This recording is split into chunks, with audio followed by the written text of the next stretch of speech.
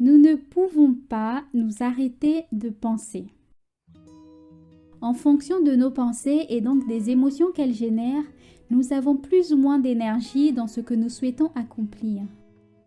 Nos pensées ont un tel pouvoir sur nous, sur nos résultats, que pour notre propre bien-être, notre santé mentale, il nous faut les observer avec attention, les comprendre pour pouvoir les orienter vers notre vision.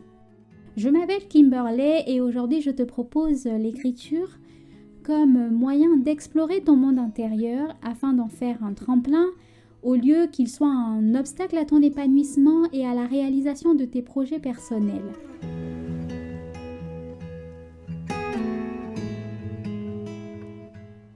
Je ne veux pas commencer ce propos en disant que dans la vie, tout est toujours difficile et que si tu n'as pas encore commencé à utiliser la pratique de l'écriture, tu devrais commencer tout de suite pour régler tous tes problèmes. Non.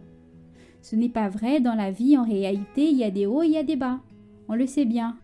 Un jour, tu te sens bien, tu te sens au meilleur de ta forme mentalement, et un autre jour, ton moral est au plus bas, les pensées qui tournent en boucle dans ta tête te donnent envie d'en sortir, d'éteindre carrément ton mental. Dans les temps où on se sent bien, je crois qu'on devrait ancrer dans nos mémoires, tout ce qui rend l'instant agréable.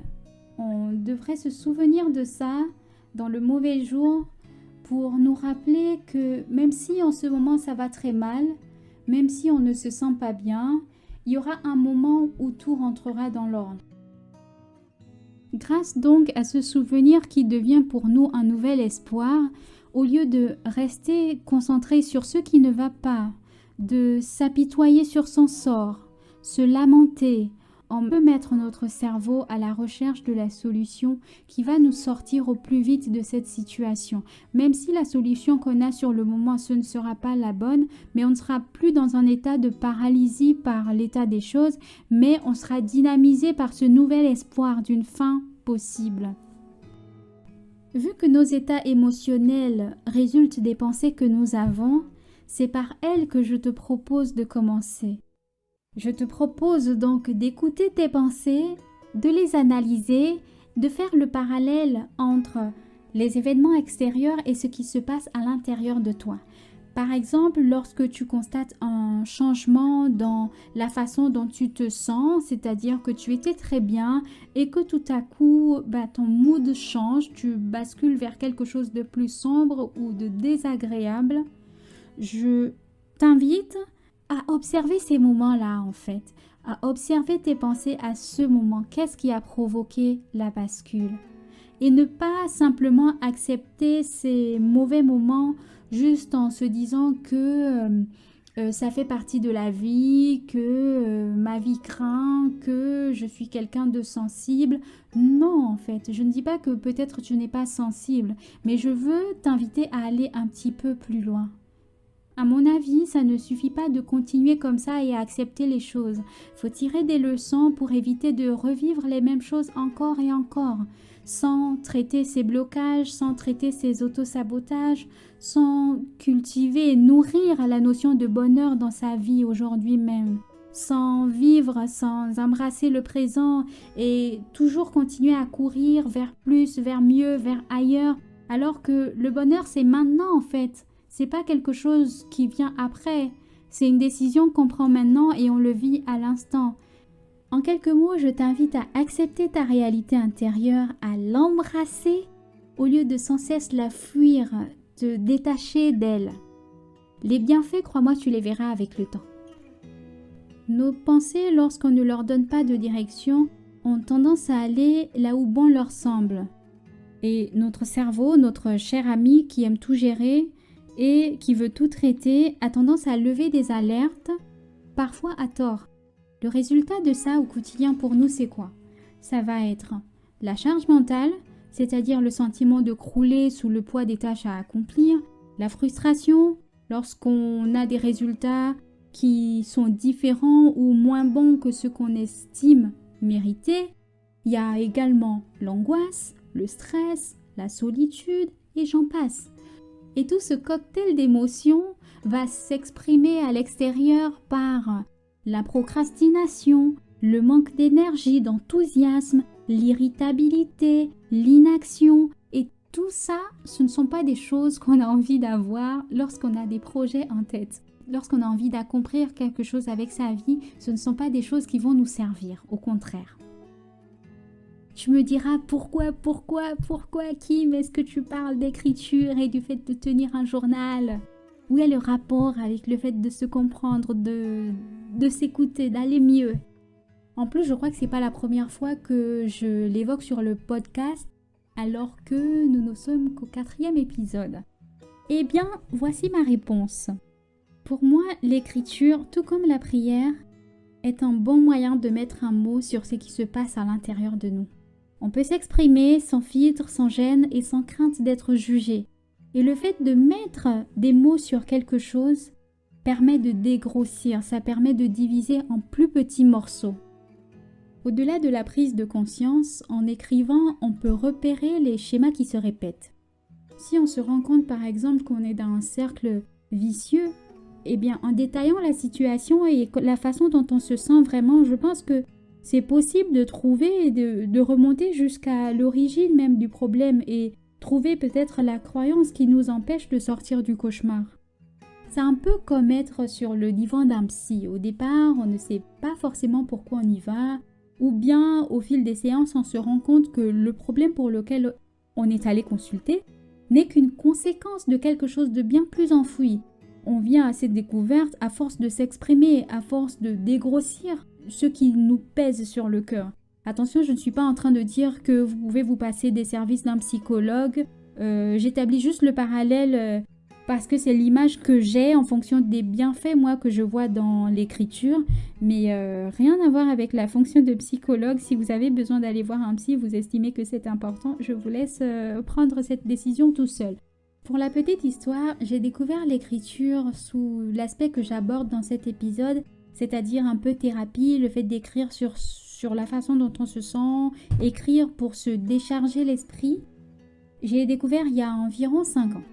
C'était une période où j'essayais fortement de me remettre du choc émotionnel que m'avaient causé certains résultats en école d'ingénieur. Et je vous assure, je me sentais au plus bas, quoi. J'avais mal dans mon estime, j'avais mal dans mon ego. Je me sentais vraiment, mais pitoyable. Et j'essayais fortement de remonter à la surface parce que c'était une situation désagréable. J'avais sans cesse envie d'arrêter de penser, mais c'est pas possible en fait. Et je ne suis pas du genre à me confier. Ce n'est pas quelque chose que je fais, ou du moins c'est très rare.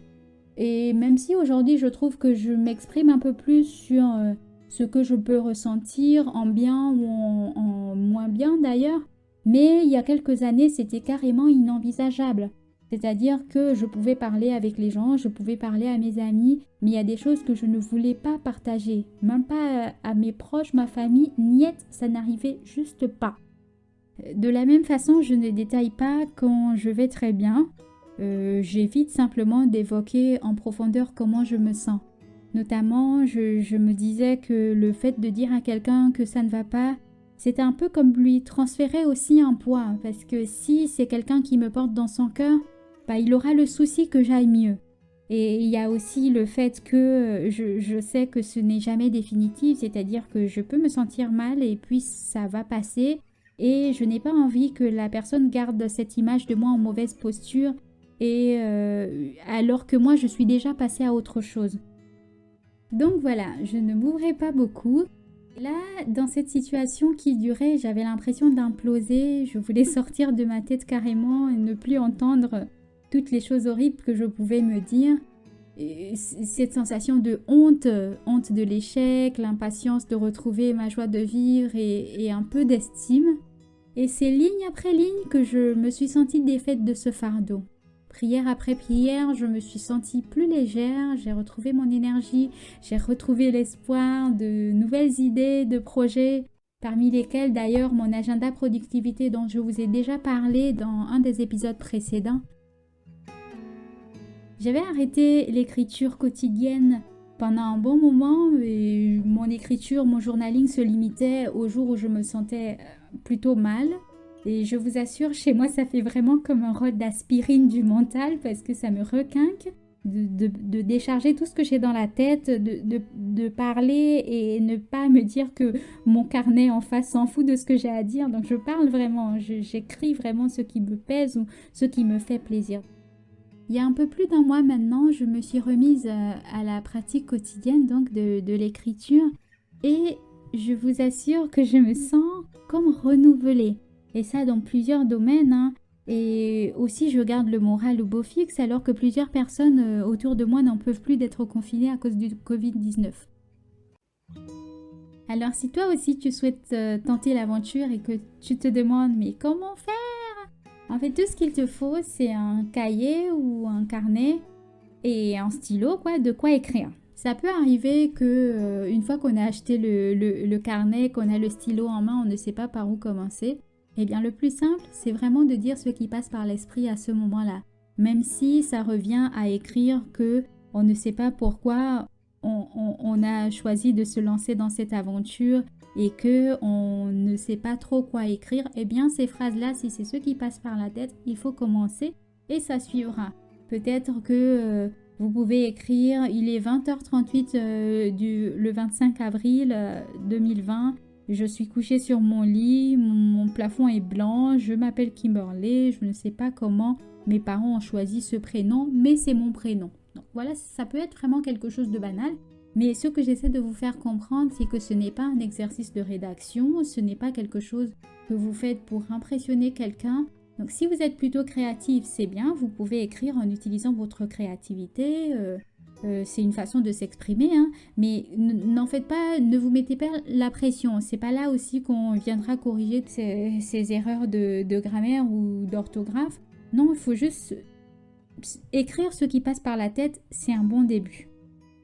Tu verras aussi que les sujets d'écriture vont changer avec le temps. Donc ce ne sera pas forcément autour de tes émotions. Ça pourrait être sur ta journée au plus simple niveau, tes projets en cours, des réflexions sur des faits de société, l'analyse d'une situation que tu as traversée il y a longtemps, peut-être de la gratitude au sujet de sujets que tu croyais acquis.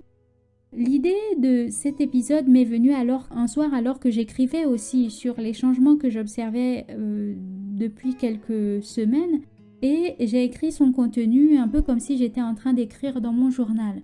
Donc les sujets divers varient vraiment, ça dépend de ton évolution à toi et de ce qu'il y a dans ton cœur en gros.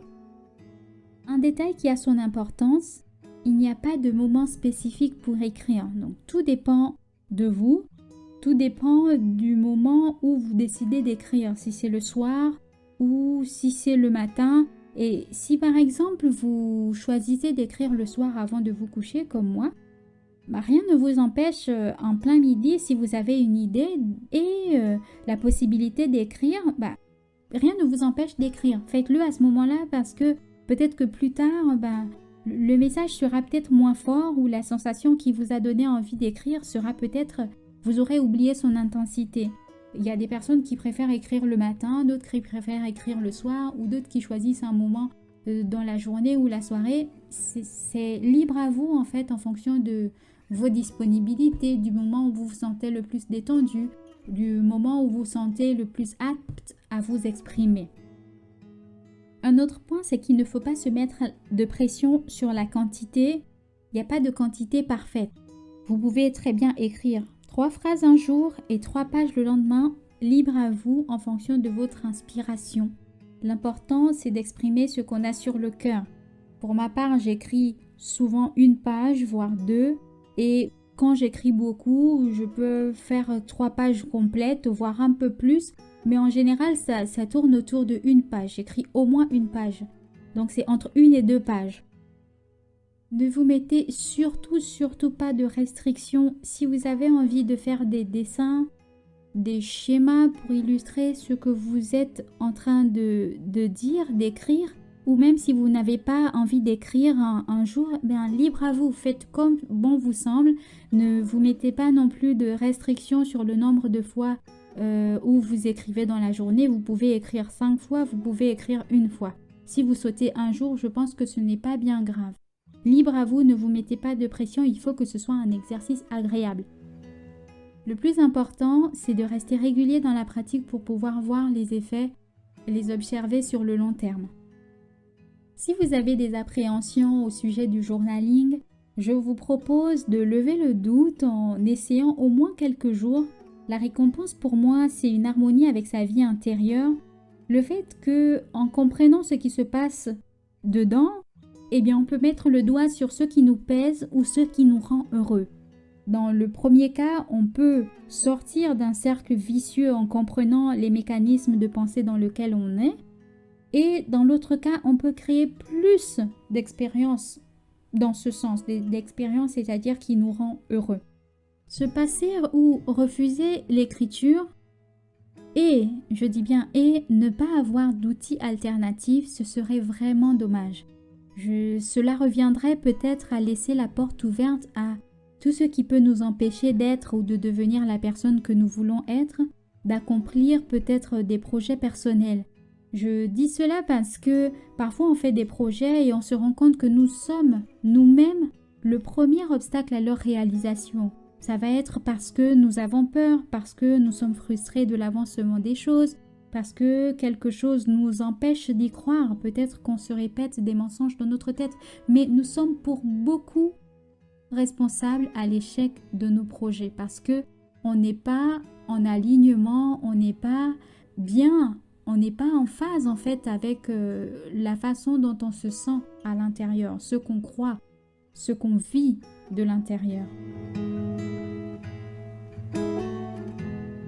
Je vous remercie d'avoir écouté jusque-là. N'oubliez pas, le fichier avec les 12 idées de sujets de journaling pour s'alléger l'esprit sera dans la description de cet épisode. Également, il y aura mes coordonnées, donc sur les réseaux sociaux ou email. Ça me ferait vraiment plaisir d'avoir vos retours, que ce soit quelque chose que vous découvrez ou que vous n'avez jamais osé commencer ou quelque chose d'autre, peut-être que vous connaissez déjà et que peut-être vous ne vivez pas la même chose. Ça me ferait plaisir d'avoir vos retours, donc n'hésitez surtout pas à m'écrire. Je vous dis merci encore et à la prochaine.